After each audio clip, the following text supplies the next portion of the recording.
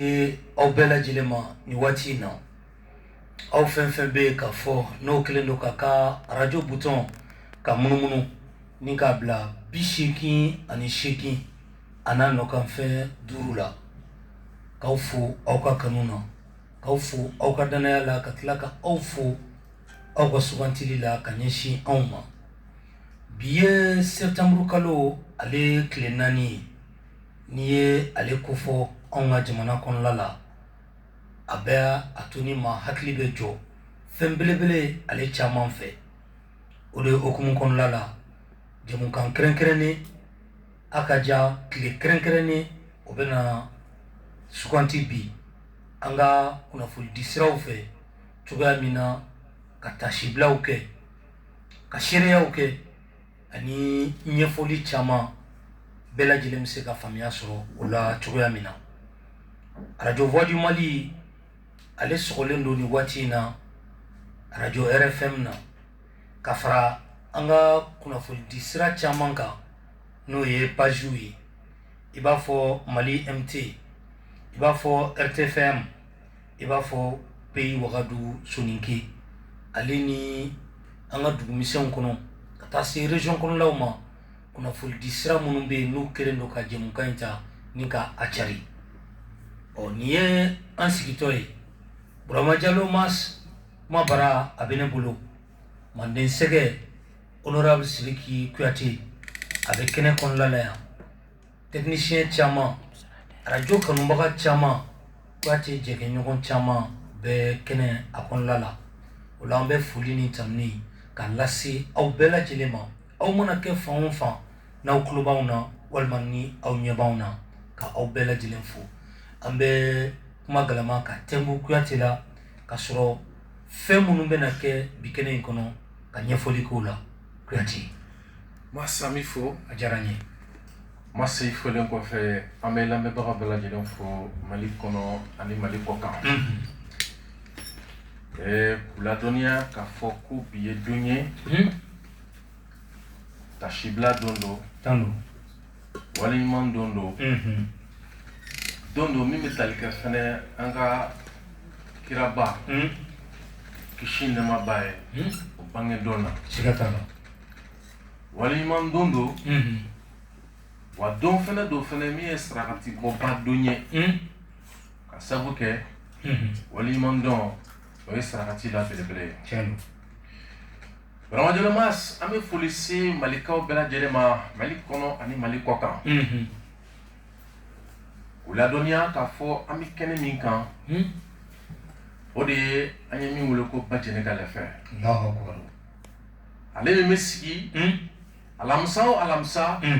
k'a daminɛ tumare 9 ka taa bila sa fo tumare 11 a dɔ la bi an bɛ sɔn ka taa 1 wɛrɛ fara kan. Tabarakala. O la Mass a yira ko maa min ni o kɛra lɛfɛ in sababu ye ale de tɔgɔ ko Bajɛnɛ n'a bɛ bɔ Sagala. Kilomɛtiri 7 kanu kama waleɲuman dɔn kama ale y'o de tagama ka se Sa Majesté le Grand Saxement Banikɔ. K'a yira la k'a fɔ bonyabaw bolo sɛ b'o la ni fɛn misɛnnin wɛrɛ mais lɛfɛ in an y'o ta ka na n'o ye Kulukoro gitɔrɔn da la yan a mana dɔwɛrɛ kama ko ka kungun ani ɲɛɲɛ bɔ ɲɔgɔn na ka tiɲɛ ani nkalon bɔ ɲɔgɔn na ka den bɛrɛ ani piripara bɔ ɲɔgɔn na ka waleya jugu ani waleya ɲumanw bɔ ɲɔgɔn na o siratigɛ la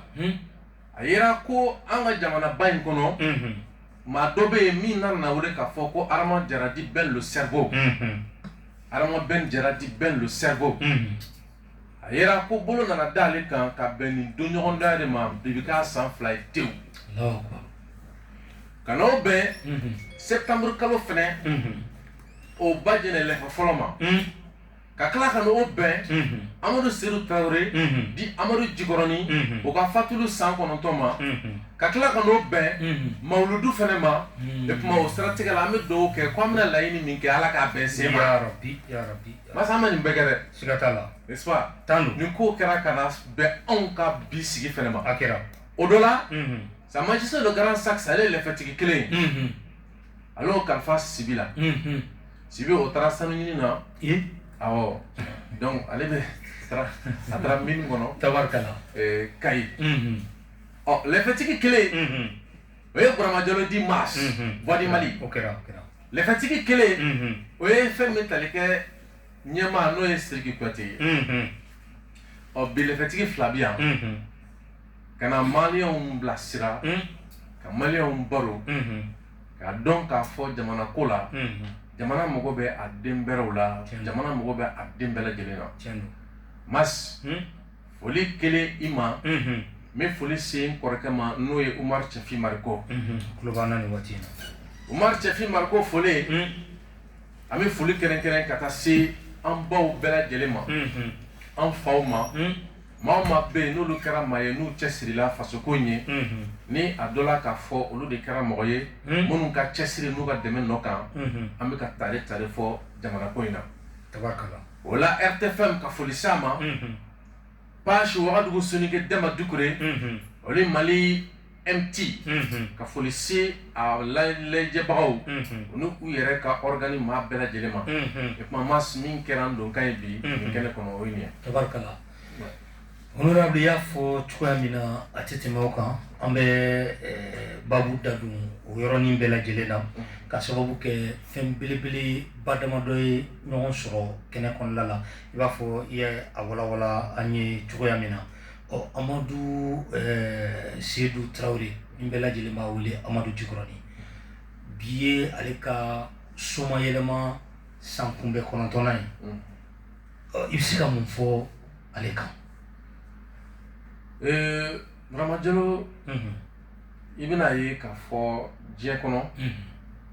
fɛn min ni a bɛ ye ko ale de nafa ka bon ni diɲɛ fɛn bɛɛ o ye lɔnniya de ye siga t'a la a dɔ la i bɛna ye ko an ka jamana fɛnɛ kɔnɔ fɛn min bɛ yen n'o la gosilen don ni diɲɛ fɛn bɛɛ o fɛnɛ lɔnni de an ka jamana kɔnɔ yan an filɛ bi Mali min kɔnɔ o de kama an b'a fɔ n ka kuma caman na n ko an ka nin jamana in den fanba an bɛ diɲɛlatigɛ fɛn bɛɛ dɔn fo n'a bɔra an kan ka min dɔn o la Amadu Jikɔrɔni ale an nana ale ka ko kibaruya sɔrɔ 2001 2002 ka taa an ye kibaruya sɔrɔ cogo di an nana ye Mali a dɔ fɔ kura ninnu n'o ye a kɔsafɛ dɔ fɔ ye n'a fɔ ko histoire contemporaine n'o ye waati laban minnu na ka daminɛ dans les années 40 ka taa 30 ka taa i bɛna k'a fɔ dans les années 1920 ninnu ka taa n'i y'a ɲininkali kɛ an na a dɔ la an ti fɛn dɔn a la i bɛ gɛrɛ maakɔrɔ caman na u bɛ fɛn f'i ye fɛn min ni hakili tɛ se k'a minɛ an ka ɲinini kɔnɔna na minnu t'a dɔn olu caman ye jɔnkala fɔ ka yira k'a fɔ an filɛ yɔrɔ min na ko sisan aw bɛ ka ɲininkali minnu kɛ Mali dɔ fɔ kurako la maa min bɛ se k'aw bilasira a ko la o ye nin ye cɛkɔrɔba in k'a sababu kɛ fɛn damadɔ ye fɔlɔ Dɛrɛ Tale ale de nana wuli ka yala diɲɛ fɛ Faransi Irisi la a jɛ minnu bɛ yen ka nafolo ɲini u fɛ ka na ɲini k'a fɔ sisan ale bɛ o nafolo min sɔrɔla an ka Dɛrɛ Tale kɔfɛ k'a di Bamuru Keta ma ko Bamuru Keta k'o kɛ k'a yɛrɛ jamana dɛmɛ Dɛrɛ Tale Bamuru Keta ko a ma i bɛ se ka mun kɛ ni nin ye a ko a dɔ la n bɛ se ka kafa dilanyɔrɔ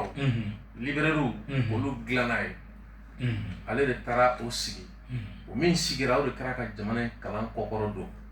o siratigɛ la Mali ka nafolo dilanni senfɛ